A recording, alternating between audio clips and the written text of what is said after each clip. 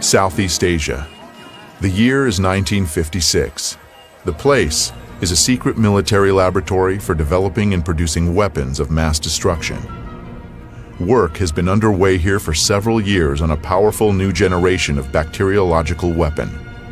The scientists are discussing what properties this weapon should have at one of their protracted secret meetings. Suddenly, the session breaks off. All of the participants are taken to the hospital with symptoms of severe food poisoning. An investigation into what happened quickly hits a dead end. The scientists had consumed nothing except water from the carafes on their table. The water was tested. No harmful additives were found. Its chemical composition was H2O. And that's what the report said: poisoning caused by ordinary water.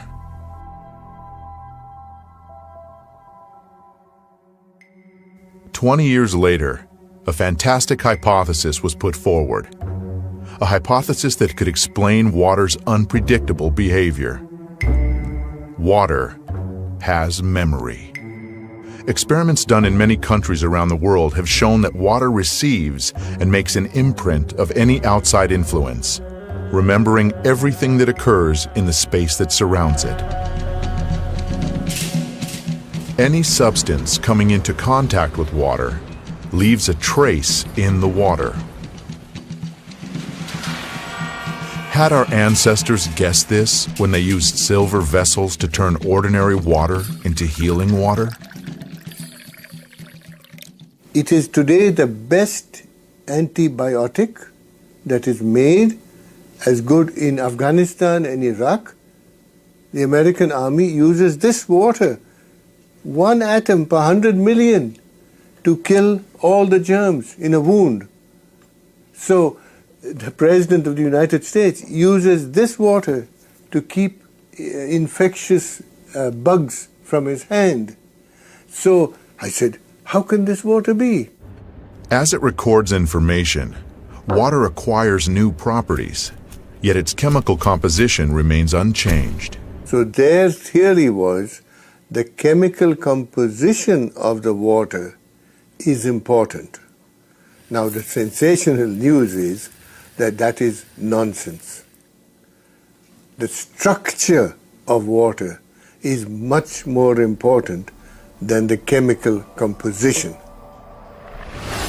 The structure of water means how its molecules are organized. We can see how water molecules join together into groups. These are called clusters. Scientists came up with the idea that these clusters work as memory cells of a certain sort, in which water records the whole history of its relationship with the world, as if on magnetic tape. People don't think when you turn on the light, the water is changing. When you turn on the electric field from the power lines, the water may change. So that is the direction of research. The water, of course, remains water, but its structure, like a nervous system, reacts to any irritation. Modern instruments have made it possible to record the fact that within each of water's memory cells, there are 440,000 information panels. We have carried out many experiments on the effect that quite diverse factors have on samples of water. Magnetic fields, electrical fields, various objects, and also including a human presence and human emotions. And it became clear that positive and negative human emotions are the strongest element of influence. Professor Korotkov's laboratory has conducted numerous experiments on the effect of human emotions on water. A group of people were asked to project onto a flask of water in front of them very positive emotions like love, tenderness, and concern. Then, the flask was replaced with another one, and the people were asked to project emotions of a different type: fear, aggression, hatred. After this, measurements were taken on the samples. The water exhibited changes that were clearly in one direction or another. So love increases water's energy levels and stabilizes the water, while aggressive emotions reduce the energy and make radical changes in the water. I hope to show people through my research that water has a memory of its own. Dr. Emoto's laboratory does research on water samples, which are subjected to various forms of outside influence. The impressions made upon the water are recorded by swiftly freezing it in a cryogenic chamber. This is what water heated in a microwave oven looks like. This is the effect of a mobile telephone. Somebody said thank you to this water. Excuse me. You disgust me.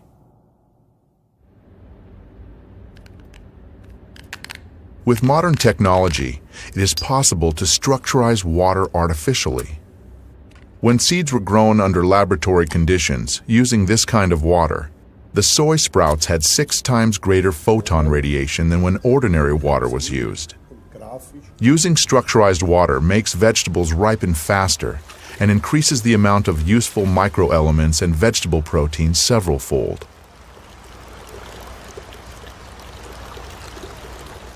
If we look at the shoots, the treated ones were long, even, and strong, while the untreated ones were short, thin, and weak.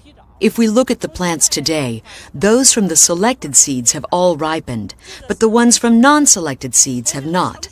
We have to say that using structurized water really does affect the growth of vegetables and fruits. For the purposes of irrigation, 20% less of this type of water is needed than when using ordinary water. No fertilizer was added to the soil or the water. The chemical composition remained the same, H2O. The only thing that had changed was its structure. At the present time, scientists can answer the question of how this happens, but science does not yet have an answer to the question of why. Depending on age, a human being is made up of 70 to 90% water. An adult drinks approximately 2.5 liters of water each day in order to sustain his normal life functions. Another 1.5 liters is absorbed through the skin during bathing or showering. Water makes a long and difficult journey before arriving in our homes. It used to be common knowledge that a settlement could only occur where there was a natural source of water. Today, whether or not there is water in a place is of no importance, because we transport water for thousands of miles using high pressure.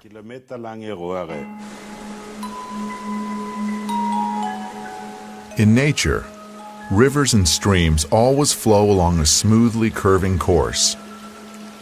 But any water supply system has multiple right-angle turns.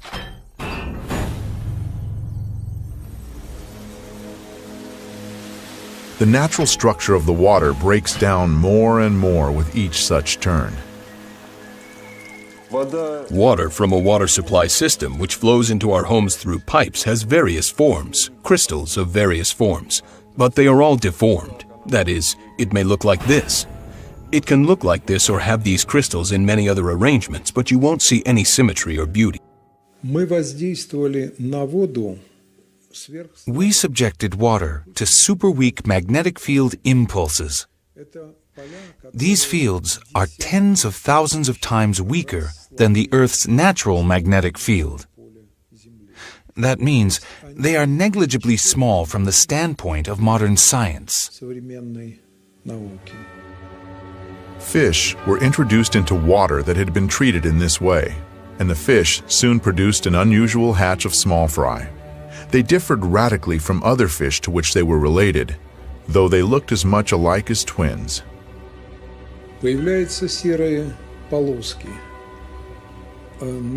Gray stripes appear on the belly of all these males at once, along with colored spots, which had not been observed previously. These are called phenotype changes, and it is of fundamental importance that these changes appear not just in some of the treated fish, but in all of them at the same time. And these phenotype changes that we caused are not a hypothesis. They occurred in practice.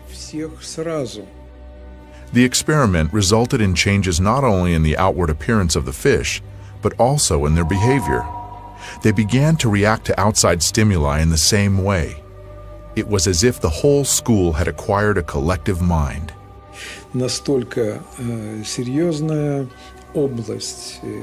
A whole important area of problems came up, which had not been studied whatsoever. Therefore, it was decided that it would suffice to establish even just the fact that behavior could change the form of animals using only water, which fact, in and of itself, is very significant. If water has such a strong effect, that is, we shouldn't make it public without thoroughly studying this. Let's imagine that here we have a human being, and here we have water. This water contains many different types of information. If we introduce this water into the human body, then that human body will assimilate this information, which may change the person's characteristics.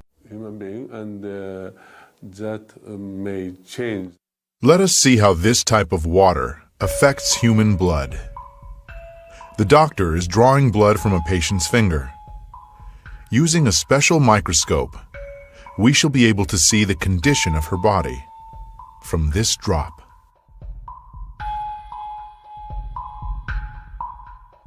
These are red blood cells, and they've lost their electrical charge, so they're all stuck together in a formation called a rouleau. Here's a huge symplast. Symplasts are associated with heart disease and arthritis and lung disease and many other conditions that could be coming in the future. The doctor asks the patient to drink a small amount of structured water. After 12 minutes, the doctor again draws blood from the patient and studies it. So you can see that the cells then become buoyant, they become slippery, and they have their electrical charge, so they repel each other. That allows them to carry oxygen, and it means that we're changing the pH of the blood back to an aerobic environment rather than an anaerobic environment. I think that's utterly amazing that just drinking water could do that. Traditional Eastern medicine has been based for many centuries on the vibrations and resonance of the body's water content. The pulse indicates if the resonance tone is right. It is believed that the pulse may be strong, weak, cold, or hot. On the basis of this, an experienced physician carries out a kind of energy scan of the body, makes a diagnosis, and prescribes treatment. We do not heal with water because a person, the human body, is water. The person simply reads the mantras or prayers in order to correct the bad water he has inside. How this hidden effect works is not known. In all of the world's religions, Christianity, Islam, and Judaism, it is the practice to recite a prayer before taking food or to consecrate the food during major religious holidays.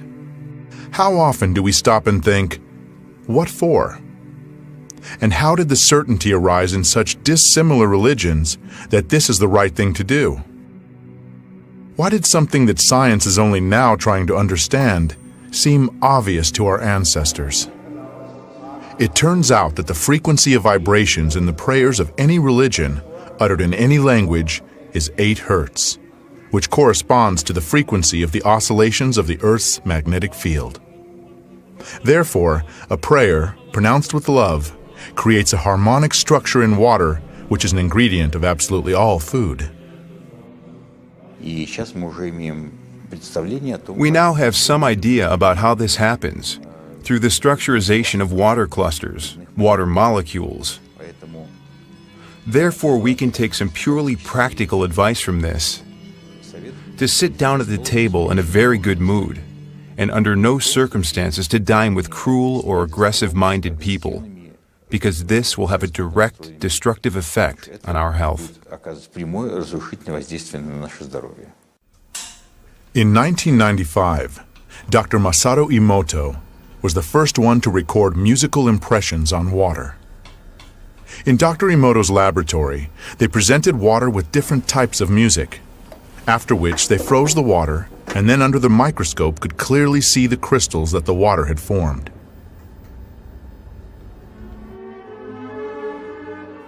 Here is what the music of Bach looks like.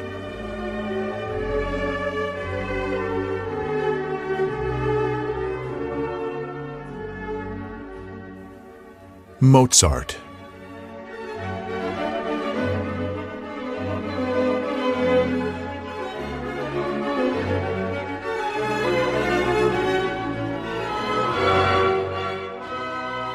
Beethoven.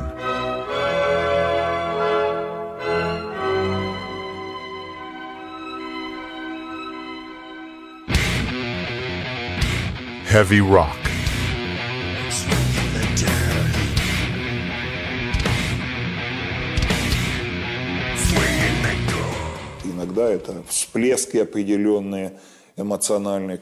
Sometimes it's just certain eruptions, emotional ones, which cause such absolutely negative results.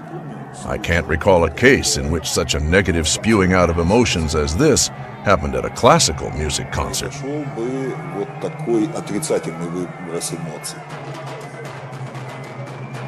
Experiments show that aggression causes a sharp change in water's memory. Such water can provoke an aggressive state in hitherto calm people.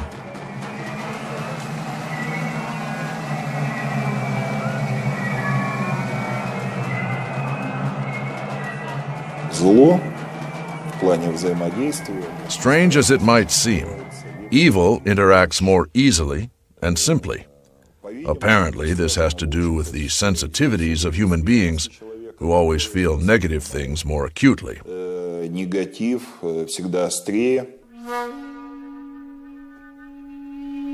Dr. Emoto conducted another groundbreaking experiment. He placed rice into 3 glass beakers and covered it with water. And then every day for a month he said thank you to one beaker. You're an idiot to the second. And the third one he completely ignored.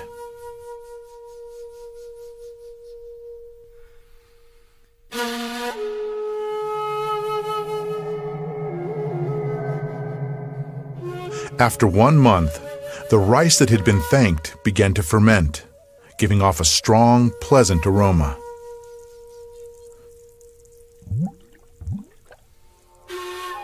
The rice in the second beaker turned black. And the rice that was ignored began to rot. Dr. Emoto feels that this experiment provides an important lesson, especially with regard to how we treat children. We should take care of them, give them attention, and converse with them. Indifference does the greatest harm. It may not always be easy to do, and almost always it takes practice. Laboratory containers of water were inscribed with hieroglyphs denoting words and the names of well-known people.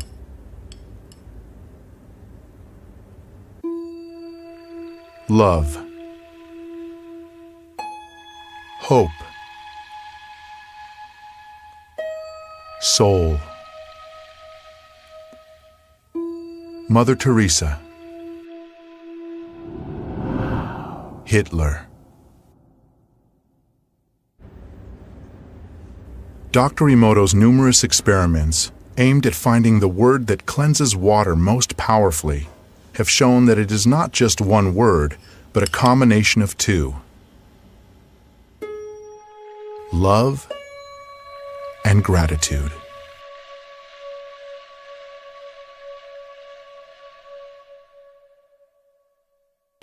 20% water,